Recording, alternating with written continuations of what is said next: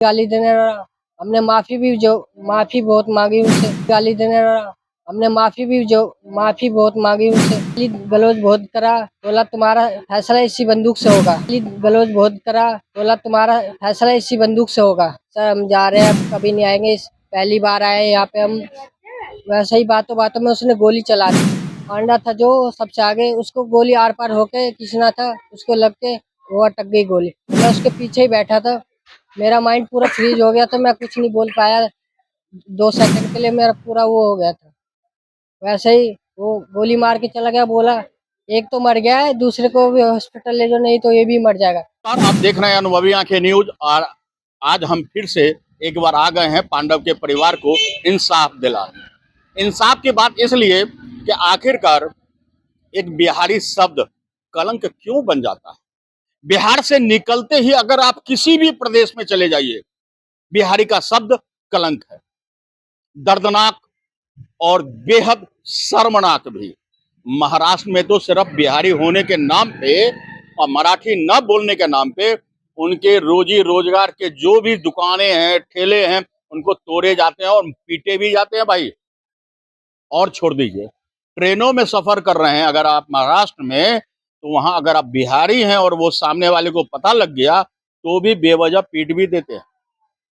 बात बिहार की है और बिहारी आत्मसम्मान की है।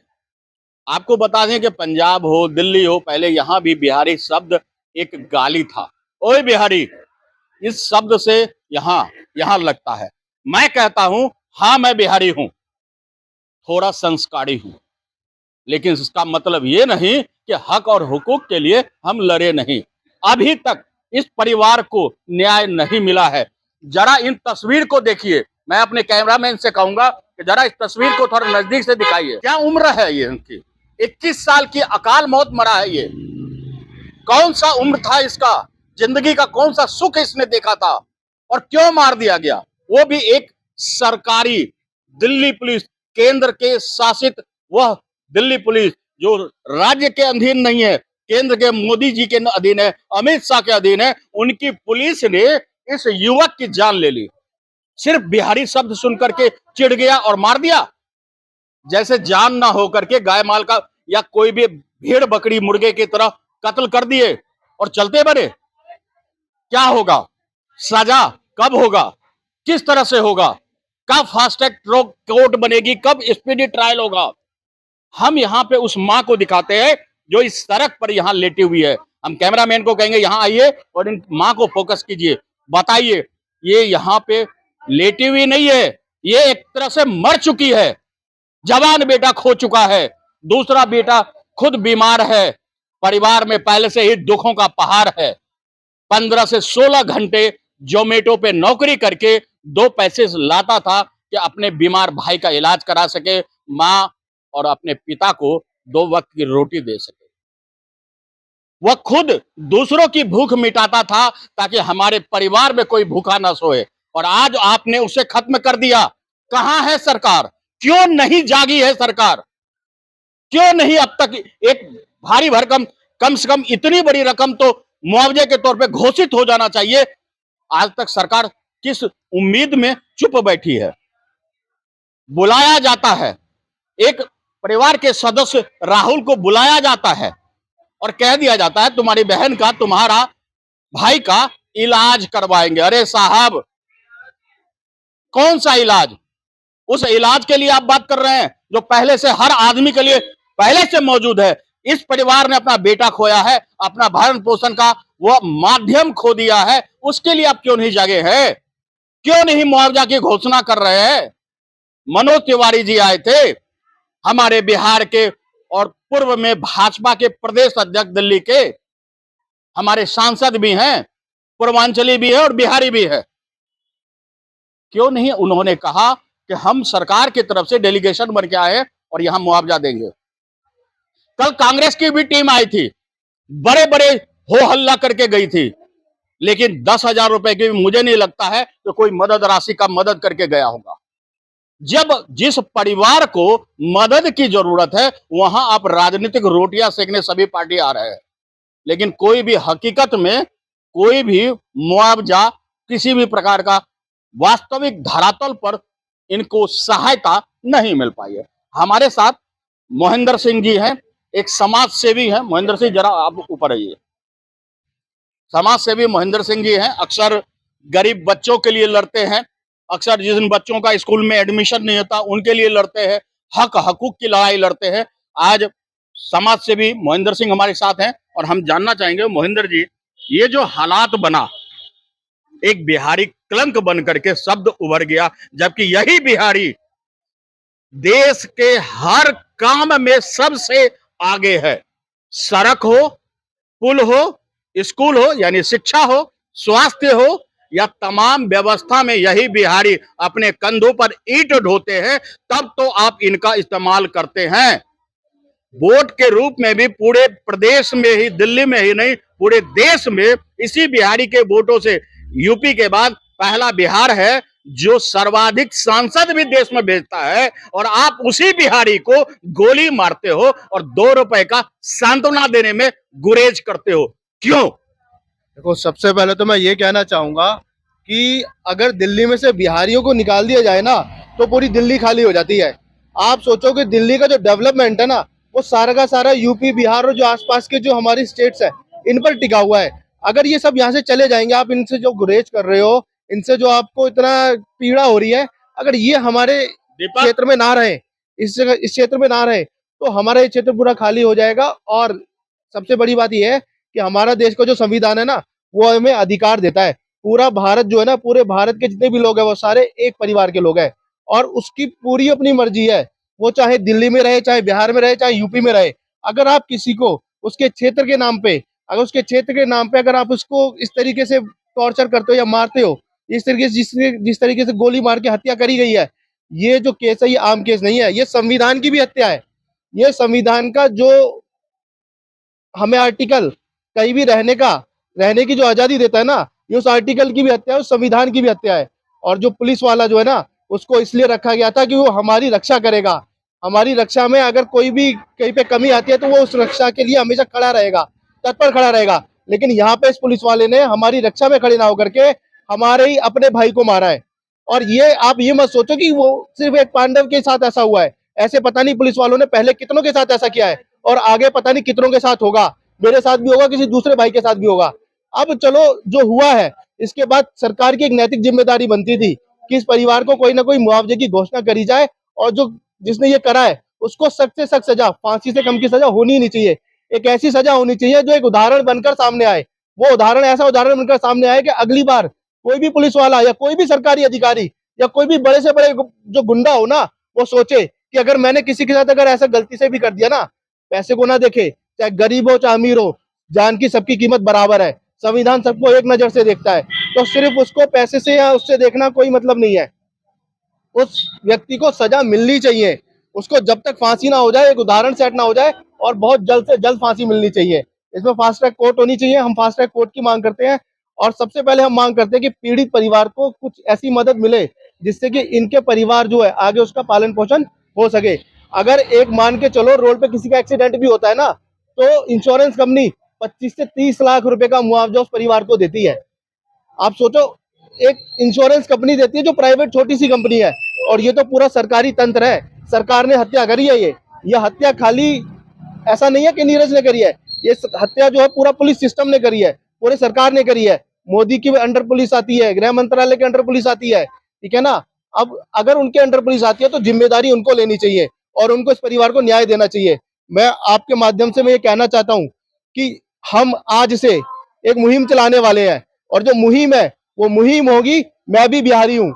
आज से हम इस मुहिम को स्टार्ट करेंगे और ये मुहिम तब तक चलती रहेगी जब तक इस भाई को न्याय नहीं मिल जाता। हम इस भाई के न्याय के लिए हमेशा खड़े हैं। और आज मैं पहली बार आया हूँ, मैं सोशल मीडिया के थ्रू ये सारी वीडियोस देख रहा था, सब जानकारी ले रहा था, लेकिन दुखी बहुत था। संतोष जी से मुझे पता चला पांडव जी के परिवार जो है वो यहाँ है, तो मैं पांडव जी के जो परिवार हैं उनके साथ, उनके लिए यहाँ पर आया हूँ और उनके साथ मैं तब तक बना रहूंगा जब तक पांडव को न्याय ना मिल जाए। ये मेरा आप लोगों से वादा है। अच्छा, यहाँ हम एक सवाल और करेंगे कि दिल्ली पुलिस का कहना है, बहन एक बार यहाँ आ जाइए, हम इसी बहन से कल पूछे थे, आज उससे दोबारा हम पूछने जा रहे हैं। जब पांडव का शव लाया गया था तो आपको कितना समय दिया गया तो उनसे मिलने का? 5 मिनट भी नहीं छोड़ा, सुनिए, तुरंत उठा के वो लेके भागा है पुलिस वाले। फिर खुद वो अपना गाड़ी पर बैठाया, ले गया, वहाँ अपने पैसे से जला दिया। आप हिंदू हैं? हाँ, हमारे हिंदू में एक नियम है, रीति रिवाज उन्हें हमारे समझ हिंदू में लगने नियम नहीं। है, एक रीति रिवाज है कि जब तक हम उन्हें विधिवत जो है दाह संस्कार नहीं करते हैं, आत्मा को मोक्ष और शांति नहीं मिलती है। हमारे बच्चा जबरदस्ती कह रहा कि आग दे, आग दे। वहाँ भी शमशान में कह रहा जल्दी आग दे। आग कौन दिया? छोटा भाई। दीपक। हाँ, नहीं वो विकास दिया है। कितने भाई हैं ये? 2 ही भाई था, बड़ा यही घर चला रहा था। और ये दीपक? दीपक का चाचा का लड़का है ये। हाँ, और जो इनका छोटा भाई उसका क्या नाम है? विकास। तो वो बीमार है? बीमार चल रहा, टीबी है इसका। इसका कमाने वाला कोई नहीं घर में है, वही कमा रहा था तो मम्मी पापा खा रहा, वो भाई का और इलाज ये चल रहा। पांडव कितने घंटे जॉब करता हो? 15-16 घंटा से कम नहीं कर रहा था जॉब। बिना अपराध कमा रहा है, बिहारी नाम सुन। आप कौन है उनके? चाची। सुन लिया आपने? चाची है, चाचा है, परिवार है, मामा है, भांजा है, सब है यहाँ। फिर इतनी तेजी और इतनी जल्दी क्यों थी कि 5 मिनट का शव उनके परिवार के पास रहने नहीं दिया गया? जिस बेटे को उन्होंने लालन पालन करके 21 साल पाला पोसा, जैसे अपने दूध पिला करके उनके चेहरे को बार बार सहलाया होगा, उसे अंतिम वक्त पे उन्हें एक वक्त ऐसा भी नहीं दिया गया जिसे वो सहला सके, पुचकार सके और कह सके जा बेटा, अब जो भी हुआ घटना और दुर्घटना तो सुकून की जिंदगी जी ऊपर वाले के गोद में। ऐसा कहने के लिए भी 2 शब्द उनके पास समय नहीं दिया गया। क्या यह पीड़ा कम है? क्या इस पीड़ा को किसी भी रुपए से, किसी भी तरीके से क्या नापा जा सकता है? बताइए जरा सा आप कि क्या इस दर्द को आप किस तरह से आंकेंगे? ये पुलिस की और डिपार्टमेंट की बहुत ही असंवेदनहीनता है। हमारे साथ दीपक है और सबसे पहले आपको हम परिचय करा दें कि पांडव जिस स्कूटी पे आगे था उसके ठीक पीछे कृष्णा था और कृष्णा के ठीक पीछे दीपक था। पांडव को बिहारी सब सुन करके चिढ़ करके गोली मारी गई। सीने के आर पार जाते हुए वो गोली पीठ पीछे बैठे कृष्णा को लगा पेट में, जो अब इलाजरत है गंभीर अवस्था में। और तीसरा भाई चचेरा ही है लेकिन भाई है, ये भी था और ये तीसरा वहां था। ये अवाक रह गया, होश हवास खो बैठा, मोबाइल शून्य हो गई, समझ में नहीं आया। हमने कल जब इनसे पूछा था तो कल भी ये हकलाते हुए ही जवाब दे पाए थे। पूरी घटना अपने शब्दों में आप बताइए। हम यहाँ से 9:30 निकले थे, वहाँ पहुँचे हम 10 बजे, 10:30 बजे तक। वही खाना पीना खा के हम बहुत लेट हो गया था, 2 बज गए थे हमको। हमने अपनी कैब आई थी, हम कैब गए, हमारे साथ कैब का इंतजार कर रहे थे? इंतजार कर रहे थे। कैब फोन आया, हम वहाँ गए, चाची वाची थे हमारे भाभी यार, उनको कैब में बिठाया, रवाना करा। हम जो दोस्त भाई थे जितने, वहाँ थोड़ी देर बातचीत करने लगे अपने भाषा में, बिहारी लैंग्वेज में। वैसे ही वो ऊपर से आया, बोलने लगा यहाँ क्या कर रहे हो तुम, कहाँ से आए हो, बहुत गंदी गंदी गाली देने लगा। उसने पूछा कहाँ के रहने वाले, हमने बोला बिहार के रहने वाले हम। उसने बोला बिहारी यहाँ अगर मरवाने आते हो तुम, यहाँ हम अभी तक 1-2 गज जमीन नहीं ले पाए, तुम इतने सारे प्लॉट और ले लिए, बना लिए। ये बहुत गंदी गंदी गाली देने लगा। हमने माफी बहुत मांगी उनसे। वो बोला, जो हमारे और भाई थे जो स्कूटी पे थे, उसने जैसे ही गोली काला वो हमारे भाई आगे निकल गए, उसके पीछे पीछे वो और भागने लगे। जैसे हमने बाइक स्टार्ट करी वैसे ही हमारा वो रास्ता रोक लिया। गाली गलौज बहुत करा, बोला तुम्हारा फैसला इसी बंदूक से होगा। वैसे ही बातों बातों में बहुत हमने माफी मांगी, सर हम जा रहे हैं, अब कभी नहीं आएंगे, पहली बार आए यहाँ पे हम। वैसे ही बातों बातों में उसने गोली चला दी। पांडा था जो सबसे आगे, उसको गोली आर पार होके किसना था उसको लग के वो अटक गई गोली। मैं उसके पीछे ही बैठा था, मेरा माइंड पूरा फ्रीज हो गया था, मैं कुछ नहीं बोल पाया। 2 सेकंड के लिए मेरा पूरा वो हो गया था। वैसे ही वो गोली मार के चला गया, बोला एक तो मर गया है, दूसरे को भी हॉस्पिटल ले जाओ, नहीं तो ये भी मर जाएगा। वैसे ही वो अपना ऊपर गया, बैग वैग लिया जो था, और गाड़ी उसकी गली में लगी थी, गाड़ी लिया, फुल स्पीड में हाईवे की तरह निकल गया। हम उठा के अपने भाई को ले गए हॉस्पिटल। जो किसना था उसका वो तो थोड़ा सही था, हमको बताया कि पांडा अब नहीं रहा इस दुनिया में। और तब से वो अस्पताल में है कृष्णा। कृष्णा दीनदयाल में अभी भर्ती है, उसका इलाज चल रहा है। तो आपने सुना पूरी घटना। सिर्फ एक रंजिश, एक गुस्सा, एक राज्य के प्रति उनकी आक्रोश, और वह सिर्फ आक्रोश ही नहीं था, जानलेवा आक्रोश था। क्योंकि 20 दिन पहले उसने एक और युवक पर बंदूक तान दी थी जो जाफरपुर कला का ही रहने वाला था, और वहां के लोगों ने जब बताया कि ये तो हमारे गांव का ही बच्चा है, तब उसे छोड़ा गया था, वरना वो शिकार होता उस गोली का पहला। लेकिन नसीब देखिए, दुर्भाग्य देखिए, वो काली स्याह रात की बात समझिए कि उस रात में पांडव इसका शिकार हो गया। चलिए, घटना और दुर्घटना तो होती रहेगी, लेकिन इसके बाद हुआ क्या? दिल्ली पुलिस ने क्या कोई घोषणा की उस पीड़ित परिवार को मदद देने की?